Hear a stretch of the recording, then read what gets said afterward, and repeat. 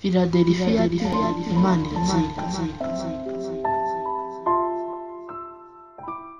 Yesu wacu nahabwa icyubahiro.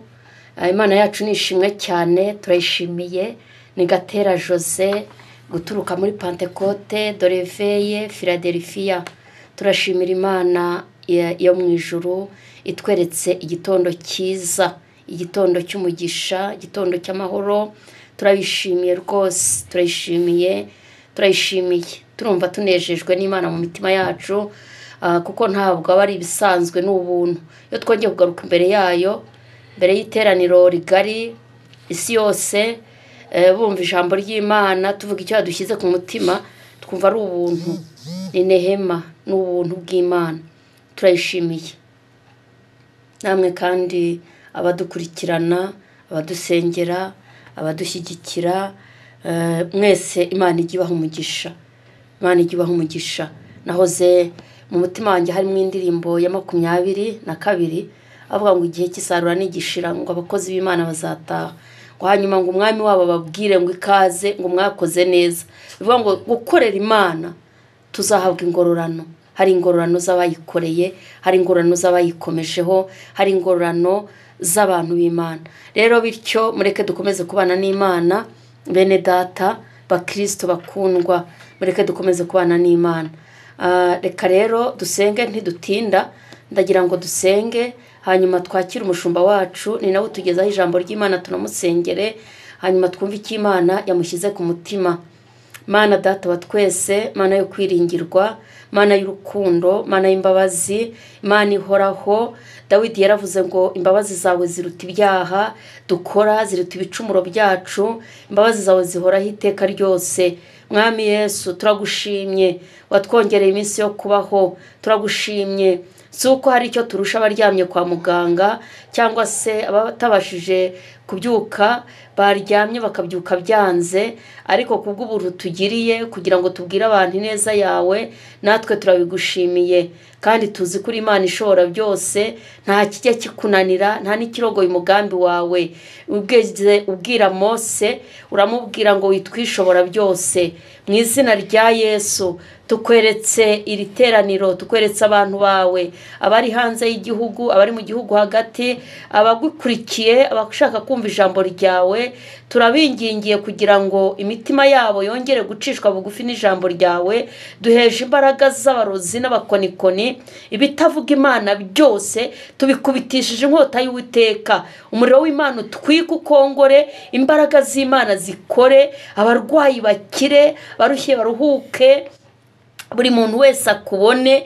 Ijambo rya niko rivuga ngo irambuye ikiganza uhaza kwifuza kwa buri muntu. Shyigikire buri muntu wese uguhanze amaso, buri muntu wese ukwiringiye. Reka hure nawe muri iki gitondo, ukize indwara zikomeye, uhumure impumyi. Mana urambure ikiganza uhaze kwifuza kwa buri muntu. Duheje ibyaturwanya, ibyarwanya imitima y'abantu, mu izina rya Yesu. Imbaraga zikinira mu kirere, izikorera ku butaka, kubitishije inkota y'Uwiteka. Umuriro w'Imana uzitwike uzikongore, maze ijambo ryawe riganze mu mitima y'abantu. Urakoze Mana, mugambi wawe usohoze ikiwuzanye, kandi buri muntu wese aruhukira imbere yawe. Abarwayi, abashonje, babuze icyerekezo, ni wowe utanga icyerekezo. Urakoze kubikoze, cyubahiro kibi cyawe. Natwe duhe gutuza kugira ngo twumve icyo udushakaho. Ni mu izina rya Yesu, amen. Reka twakire umushumba wacu Pastor Serugendo Dismas, hanyuma atugezaho icyo Imana yamushyize ku mutima. Ikaribu. Turashima Imana mbere ya byose kuko yatuhaye akanya keza kuko byuka turi bazima, tukabasha no kugera ku uyu mwanya mwiza wo kuvuga ubutumwa bwiza bw'umwami wacu Yesu Kristo. Turabashubuje mu izina rya Yesu Kristo, abo dufatanije umurimo. Mani bafashe barinde abadutega amatwi, bakristo bene data. Mana ibashoboje kandi bakomeze. Reka tusome ijambo ry'Imana yanditswe kuri Matayo gice cya 19 murongo wa 27 tugarukira ku murongo wa 30. Maze Petro aramubaza ati, dore twebwe ko twasize byose tukagukurikira, none se tuzamera dute? Yesu aramusubiza ati, ndababwira ukuri yuko mwebwe abankurikiye mu gihe cyo guhindura byose ngo bibe bisha, ubwo umwana w'umuntu azicara ku ndebe 12, mucire imiryango 12 y'Abisirayeli imanza, umuntu wese wasize urugo cyangwa benese cyangwa bashikibe cyangwa nyina cyangwa abana cyangwa amasambu kubw'izina ryanjye azahabwa ibiruta 100, kandi azaragwa n'ubugingo buhoraho. Murongo wa 30, ariko benshi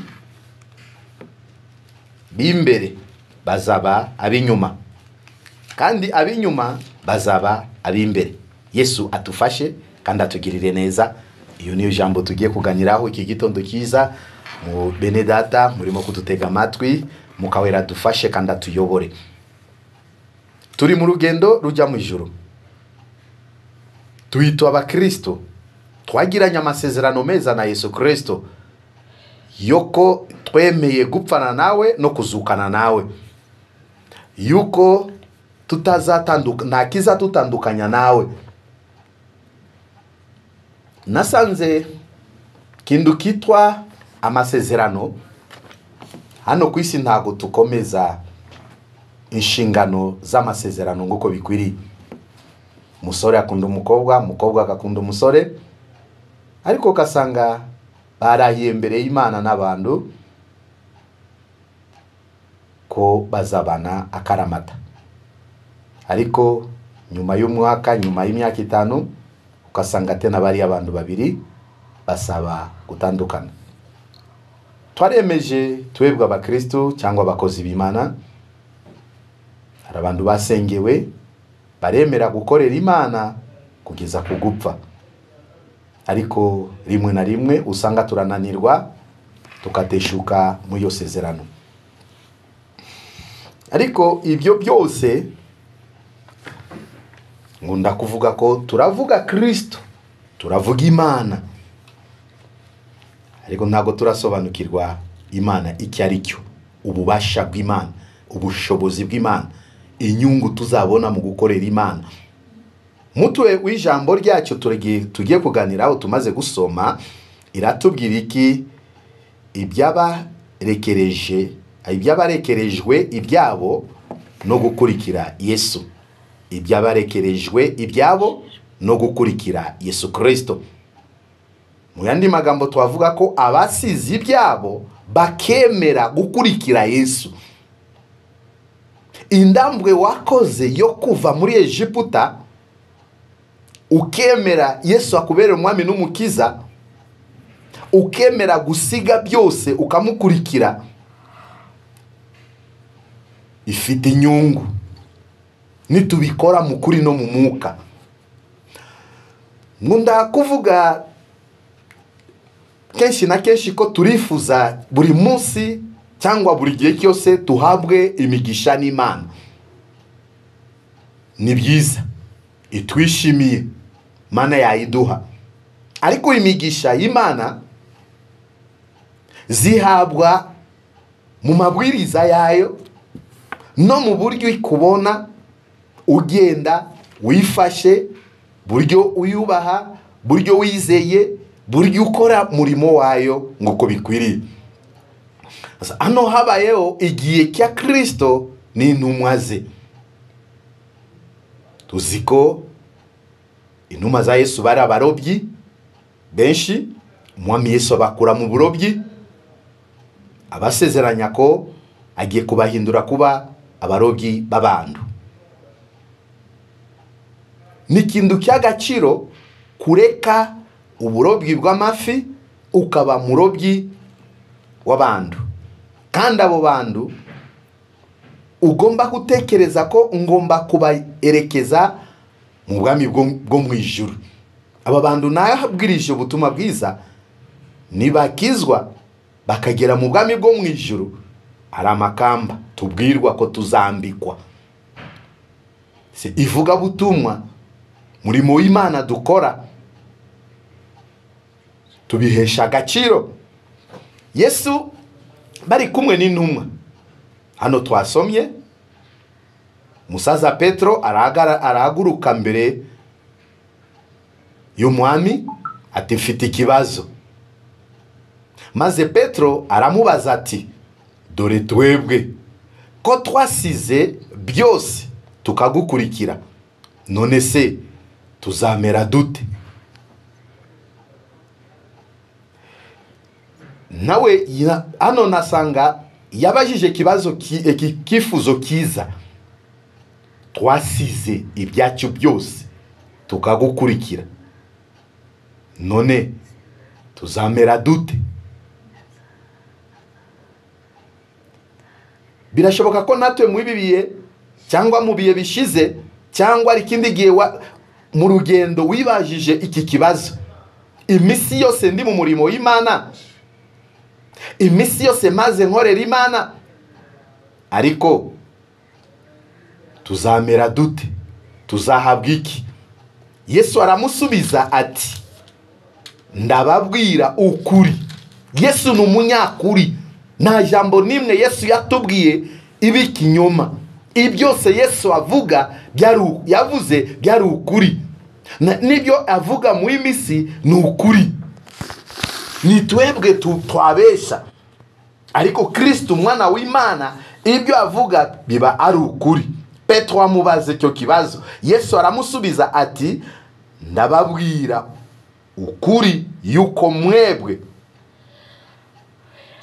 abankurikiye mu gihe cyo guhindura byose ngo bibe bisha, mwebwe mwemeye kunkurikira mu gihe cyo guhindura byose bibe bisha,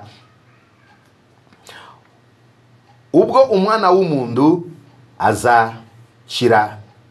azicara ku ndebe 12, mukire imiryango 12 y'Abisirayeli imanza. Umuntu wese wasize urugo cyangwa benese cyangwa bashikibe cyangwa nyina cyangwa abana be cyangwa amasambu kubw'izina ryanjye azahabwa ibiruta inshuro 100, kandi azahabwa ubugingo buhoraho. Ayo nayo magambo Imana ishaka ko tuganire kubw'uyu munsi mwiza. Umuntu wese wasize ibye, amaze kumubaza icyo kibazo, wasize amasambo, wasize abana be, wasize nyina, wasize umuryango we, n'ibindi akankurikira, umugabane mwiza Yesu yateganyije kwa abo bantu, tukamukurikira, tukabana nawe mu kuri no mu mwuka, tukamukorera byo kuri, tukagenda nguko ashaka, mu gihe cyo guhabwa umugisha tuzakubirirwa 100 ibyo twari dufite. Ikikurikiraho tuzahabwa n'ubugingo buhoraho. Korera Imana umenye ko tukiri ku isi tuzahemberwa. Korera Imana umenye ko tukiri ku isi arimo ibyo bihembo yo kukubirwa ibyo wari ufite. Ariko ni bande bazahabwa ibyo bihembo? Navuze ko buri gihe cyose twifuza kubona umugisha w'Imana, si ni byiza,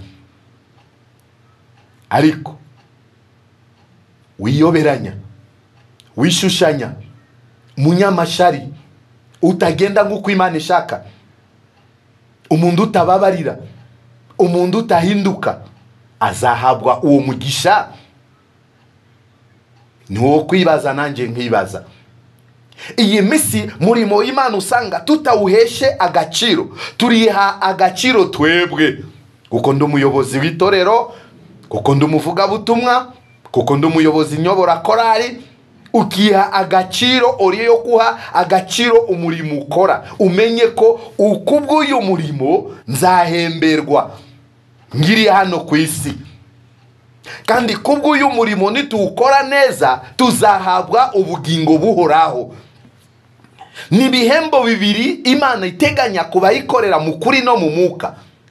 Ni ibihembo bibiri Imana iteganya kubayikiranukira.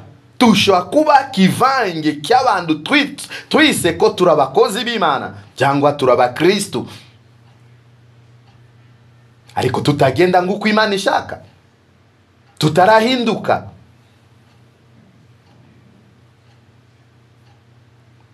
Natwe turisuzuma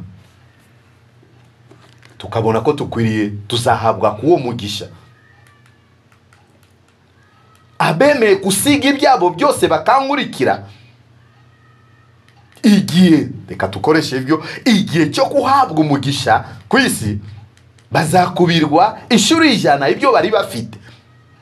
Ikindi cya kabiri, bazabona ubugingo buhoraho. Tukorera Imana ariko turwanirire kubona ubugingo buhoraho, kuko imigisha y'isi rimwe na rimwe twabisiga.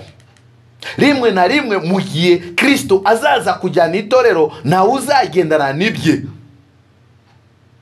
Ariko iyi misi ndareba ndasanga amaso yacyo, bitekerezo byacyo, kwifuza kwacyo, turifuza kuhabwa imigisha yano ku isi, ariko gutekereza kuhabwa ubugingo buhoraho biri kure yacyo. Yesu atufashe kandi atugirire neza. Asubiza Petero icyo gisubizo, ikibazo yamubajije: wemeye gusiga bye akankurikira mu gihe gikwiriye, azakubirirwa inshuro 100 ibyo yari afite, kandi azaragwa ubugingo buhoraho. Mu bintu byose cyangwa mu byifuzo, ku bwanjye ngunda gutinda cyane hano no kubwira abantu ko tusabe kuhabwa ubugingo buhoraho, kuko abazahabwa ubu bugingo buhoraho bazahabwa ibihembo byiza, bazambikwa amakamba kubw'imirimo myiza bakoreye Imana. Nuko iyi minsi usanga tutabihesha agaciro, ariko abatubanjirije, Aburahamu yemeye kumvira Imana, asiga umuryango we, asiga igihugu cyabo, aremera kugenda aho Imana yamuyoboye. Yesu atufashe kandi atugirire neza. Korera Imana neza, hamiriza Imana nguko bikwiriye, wera imbuto ku murimo w'Imana, migisha yo irahari. Gukiranuka kwawe niko kwakuhesha umugisha w'Imana.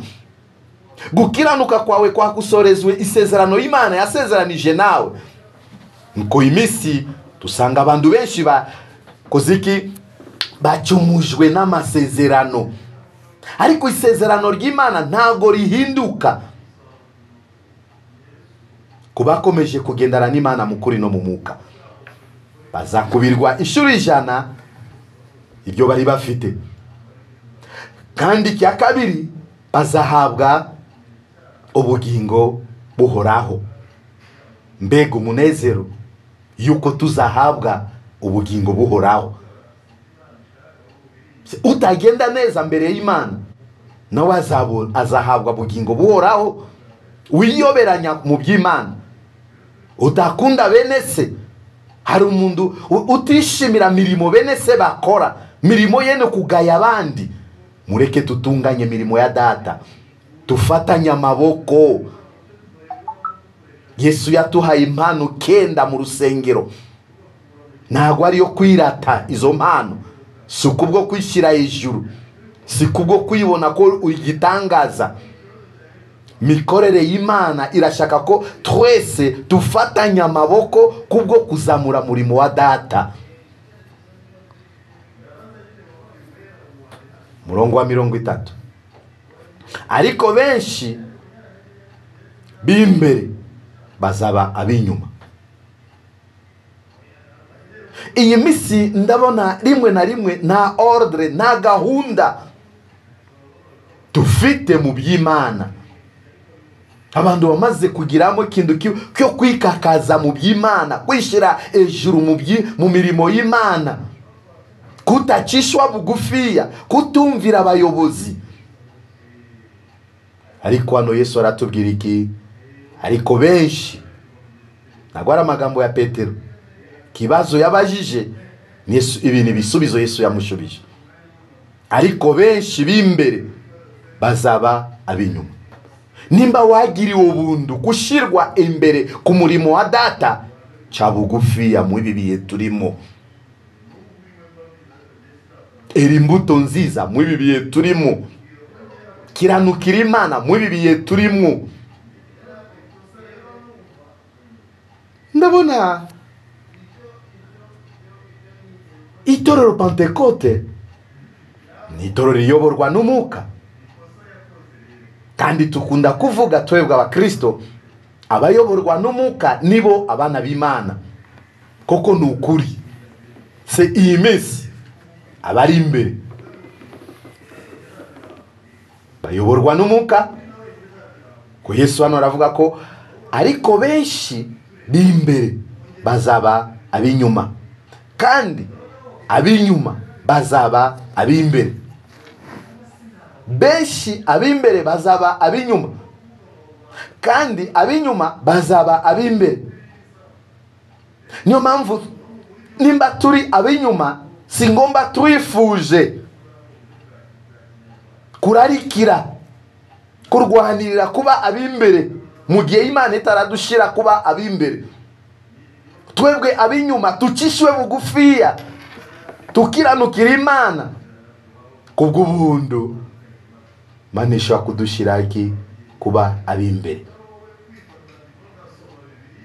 Ibi byari ibibazo Petero abaza Kristo kubwo kugusiga ibyawe byose ukamukurikira. Ibihembo uzahabwa ni bibiri: korera Imana, ukiranuke, uce bugufiya, wera imbuto nziza, bwiriza butumwa bwiza bw'Imana nguko bikwiriye, hanura nguko bikwiriye, ririmba ucishwa bugufiya, ube mu Kristo wera imbuto nziza, ube mu diakoni wakira neza abantu mu nzu y'Imana. Tuzakubirwa ishuri 100 ibyo twari dufite. Cya kabiri, tuhabwe bugingo buhoraho. Sinzi nimba witeguye kuhabwa iyo migisha kubw'umuhamagaro wamagariwe na data. Yesu atufashe kandi adushigikire. Iyi misi ndasanga bandu benshi barimo kugenda mu mirimo y'Imana nguko bishakiye nabivuze. Benshi barimo gusubira inyuma, benshi barimo gukora ibyaha. Uribuka amasezerano wagiranye na Kristo, uribuka amasengesho bagusenge mu gihe bakwimitse kuba muyobozi, uribuka umunsi winjiye mu mazi menshi. Kuki wateshutse mu masezerano wagiranye n'Imana?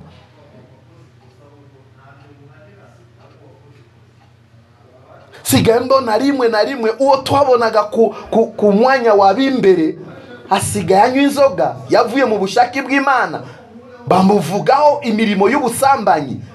Imirimo y'ubusambanyi izatugeza mu bwami bwo mu ijuru kuki tutatinya icyaha.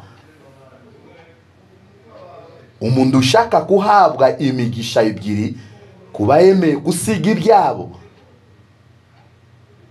agomba gutinya icyaha. Cyaha ntago ari ikintu kigomba kuvugwa mu bantu b'Imana. Cyaha ntago gikwiriye kwinjizwa ahera h'Imana.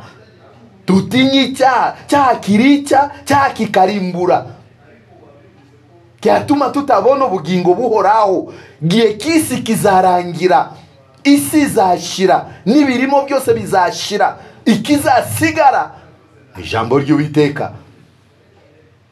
Se uriteguye ko uzahabwa bugingo buhoraho?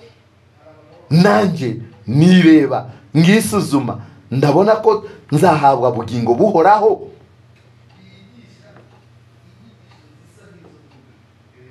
Matayo 25 murongo wa 31 kugeza ku 35. Umva iki jambo ry'Imana ritubwira.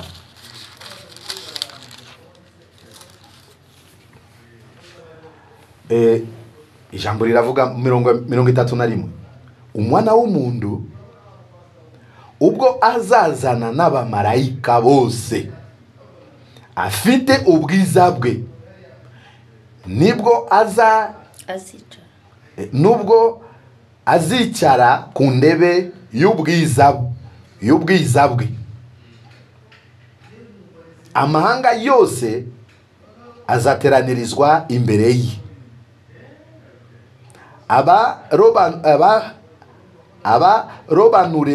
abarobanure nguko umwungeri arobanura intama intama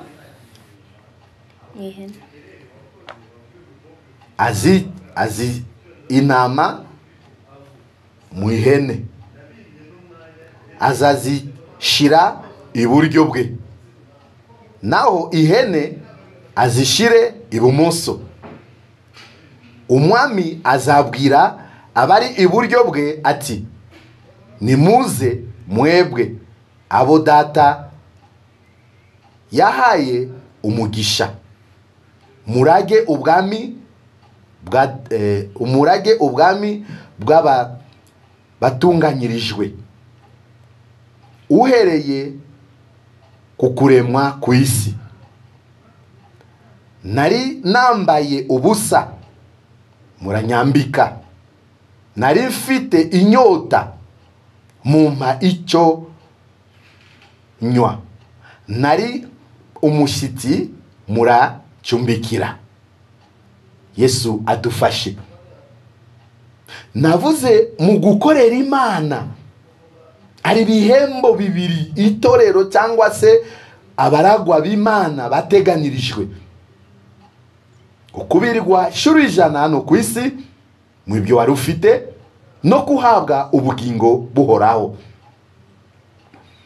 Rimwe na rimwe tutera amakorasi nk'abantu badafite ubwenge, tuzajya mu ijuru kubana n'abariyo, ariko tuvuye mu materaniro tugakora ibitawanye n'abantu bazajya mu ijuru.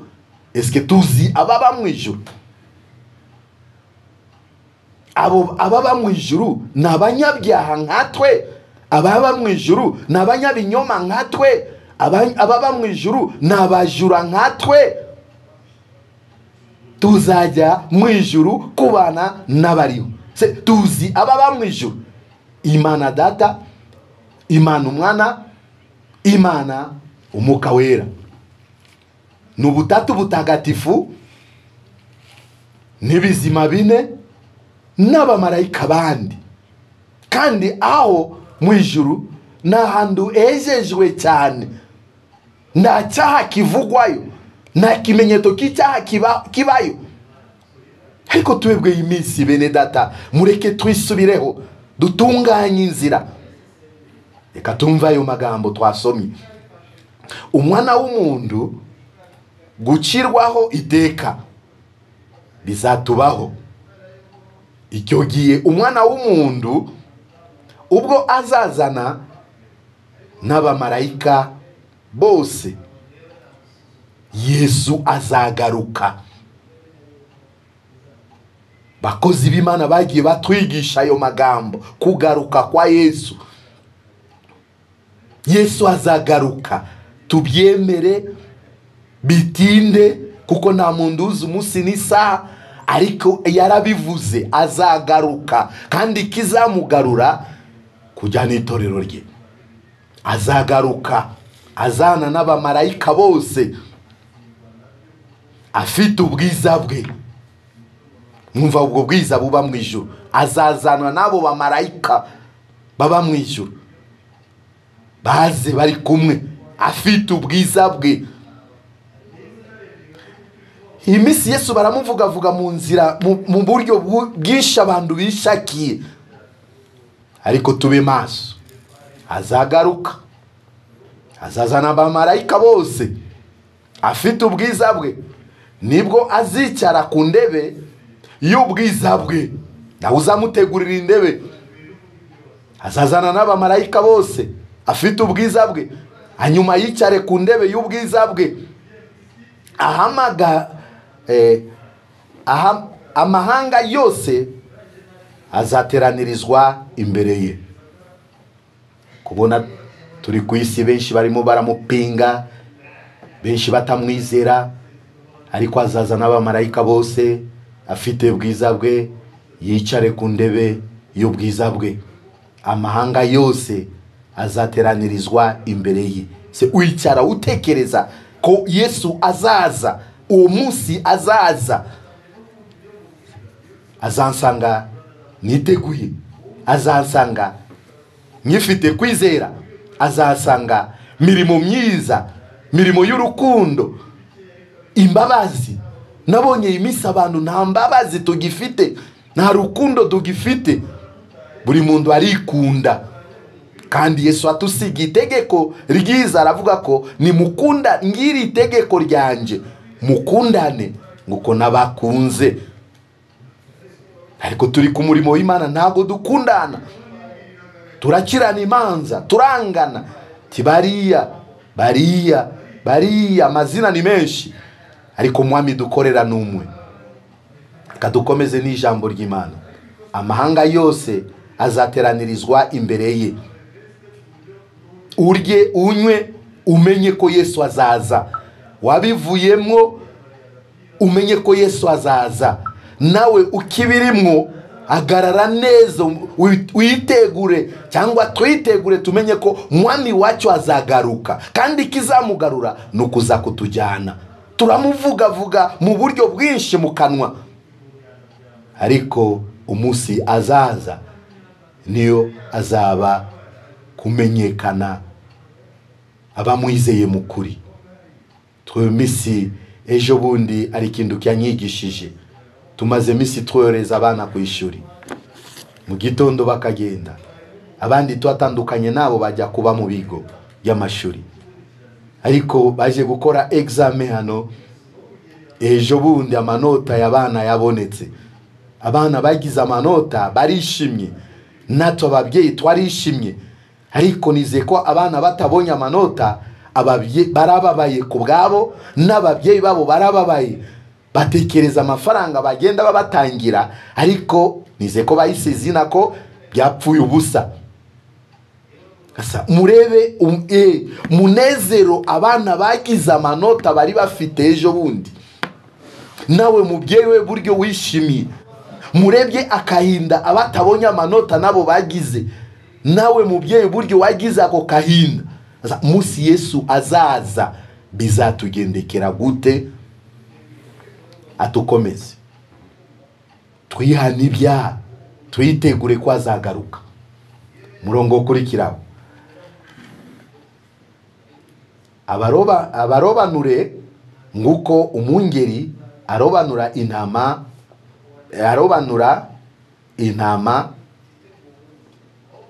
umungeri arobanura intama,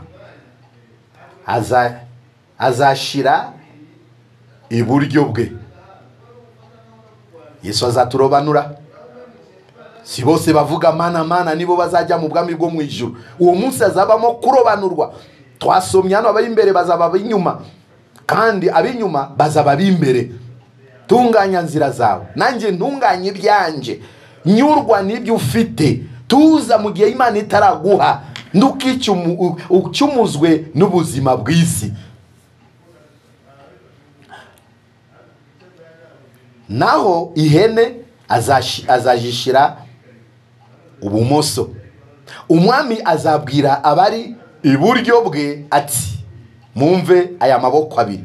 Uburyo azajyaho iki? Intama. Ubumoso azajyaho iki? Ihene. Umwami azabwira abari iburyo bwe ati, nimuze mwebwe abo data yahaye umugisha. Mugisha urahari, turacyafite imigisha myinshi ku bantu bazakorera Imana bakayikiranukira. Munsi Yesu azaza n'abamarayika bose afite ubwiza bwe, nibwo azicara ku ndebe y'ubwiza bwe aturobanure. Haleluya. Nasomye amagambo ndongera tena kusaba Imana imbaraga yo kunshoboza gukiranuka kugeza ku uwo munsi. Amazu tuzayisiga, mamodoka meza mumenye ko tuzayisiga. Ni byiza kuzitunga, ariko uzitunge ukiranukira Imana. Umwami azabwira abari mu buryo bwe ati, nimuze mwebwe abo data yahaye iki umugisha, murage ubwami bw'abatunganyirijwe uhereye ku kuremwa ku isi. Abakiranutsi bazahabwa umugisha, azabakira abashire mu buryo bwe, abakire ati nimuze turage ubwo bwami, ibyo nabateguriye byose ni byanyu, muze tugende aho nzaba na niyo namwe muzaba. Korera Imana. Kera nabonaga turi mu rusengero itoro Pentecote, abantu basenga barira marira, abantu basenga barira kubw'ibyaha byabo, ariko iminsi usanga abantu barara bakora ibyaha, mu gitondo bakazindukira mu nzu y'Imana. Ndakuhinduka umushitsi mundu akoze ibyaha, ni kukwihana ngo baba murondore, mundu yayisubiye nyuma nta kintu na kimwe bimubwira. Ariko mumenye ko Yesu azaza, azarobanura inama kwihene. Masa yacu yagiye, reka turangirize ku uyu murongo, ariko wisuzume nanjye nisuzume. Murongo wa nyuma 35.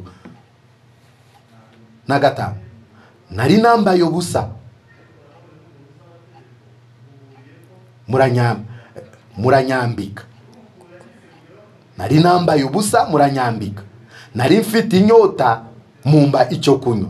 Nari umushyitsi murancumbikira. Abo ngabo azashira mu kuboko k'uburyo, abitwa abakiranutsi, abahagaze neza mbere y'Imana, abakoreye Imana mu kuri no mu muka, abemeye gutukwa ku bw'Imana, abemeye gusuzugurwa ku bw'Imana, abemeye kurara inzara ku bw'Imana, ariko bagakora mirimo yo gukiranuka, bakahagarara ku munara. Abo nibo munsi azaza kurobanura, azabashira mu kuboko kw'iburyo ati nimuze tugende dusangirane namwe ubwami bw'Imana. Kuko nari nambaye ubusa muranyambika, nari nanyotewe muramba icyo kunywa, nari nabuze icumbi muracumbikira. Iyi minsi ubona iki, uyu murongo nawe usubiremo neza. Nari nambaye ubusa muranyambika, nari mfite inyota mumba icyo kunywa, nari umushitsi murancumbikira. Iyi mbuto muri twebwe mu iminsi yarazimye. Nta muntu, abantu benshi bararya ari bisigazwa baracira mu mifuka y'imyanda. Benshi batunze imyenda bitabasha gukora iki, bitabakwira, ariko gufasha abandi bikabananira.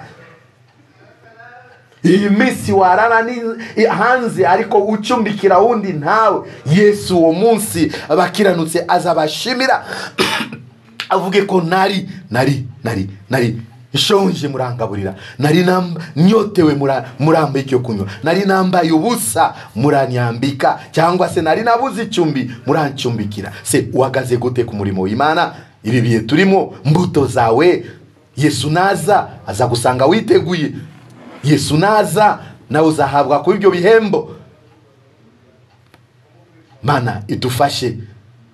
Kubwanjye navuga Mana tubabarire, kuko twasubiye inyuma, twacitse indege, tutatekereza ko munsi umwe azagaruka, kandi nta muntu uzi umunsi n'isaha azadutungura.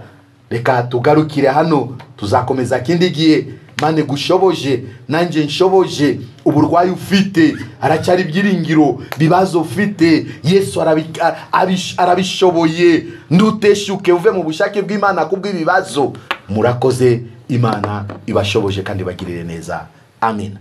Imana ihumugisha umukozi w'Imana kubw'ijambo ryiza twize. Ni ijambo ryiza rivuga ku kwitanga tugakorera Imana, ko harimo ingororano. abagize ibyo basiga, abagize ibyo bareka, abagize ibyo bagakurikira Yesu, hari ingororano bazahabwa. Mureke rero natwe tumenye kubana n'Imana no kuyikorera.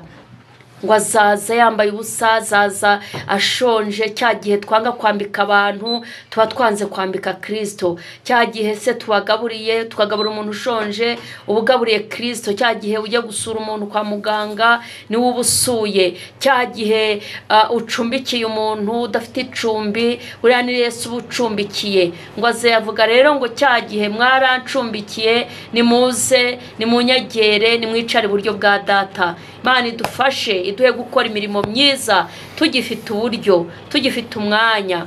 Imana ibidushoboze. Reka dusengere iri jambo kugira ngo risohoze ikirizanye. Urakoze Data wa twese. Iri ni ijambo ry'ubugingo, turarisengeye.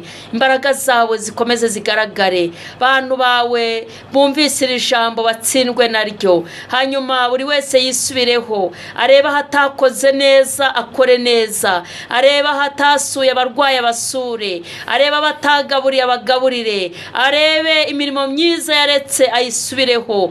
Kandi ijambo ryawe ni inkota ya mujya abiri. Reka iri jambo rihembura abantu bari barasubiye inyuma, kuko hari ingororano z'abagukoreye. Izina ryawe rihabwe icyubahiro. Turarisengeye, reka rinyanyagire mu mitima y'abantu kandi ryera imbuto nyinshi.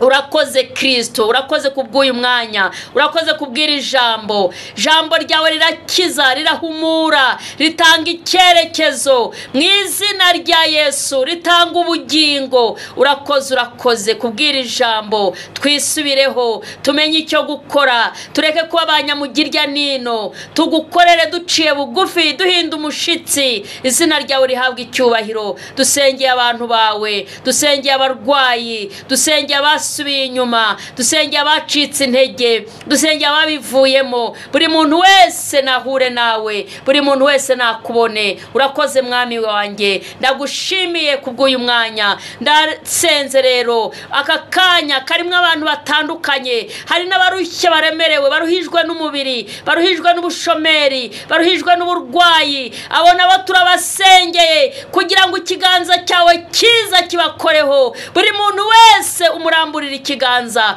kandi abona ukuboko kwawe. Urakoze ko wumvise, uruhura abarushye, bananiwe ubasubizemo intege, bacitse intege ubongerera imbaraga. Urakoze kubikoze. Dusengeye itorero, dusengeye itorero, dusengeye itorero, dusengeye abera, dusengeye abakwiringiye, abakristo muri rusange. Mwami Yesu, ubaha imbaraga n'umwuka wera kandi ubasubize intege mu bugingo. Umurimo wawe ushyigikire, shyigikira igihugu cyacu, shyigikira abayobozi bacu, shyigikira Mana buri muntu wese ugukeneye nakubone. Urakoze, umurimo wawe uhagarareho. Urakoze kubyumvise, ni mu izina rya Yesu, amen. Imana ishimwe, nukuri ihabwe icyubahiro kubw'ijambo ryiza, ijambo ry'ubugingo. Mu izina rya Yesu muryakire kandi ribakize, ribahumure, mumenye icyo gukora. Urakoze mwami, icyubahiro kibi cyawe ni mu izina rya Yesu, amen. Reka tubahe telefone twihuse kugira ngo tuze kubafasha mu buryo burambuye.